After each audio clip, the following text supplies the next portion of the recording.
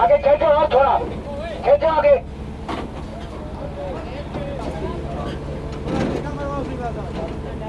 आगे थोड़ा सा इसको उठाए ताकि ये धक्का दे दें आगे,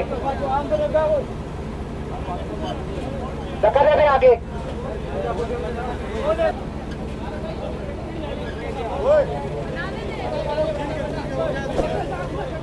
अब इस गाड़ी पे जो है ना छोटे सामान और भी कोई आते रख के इस गाड़ी को भेज दे।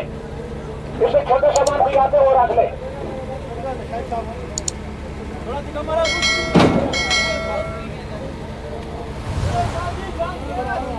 अब ये गाड़ी लोड हो चुकी है और सीडीए की तरफ से अनाउंसमेंट की गई है कि अगर इसके अंदर सामान कुछ थोड़ा और आता है तो वो सामान इसमें लोड कर दें।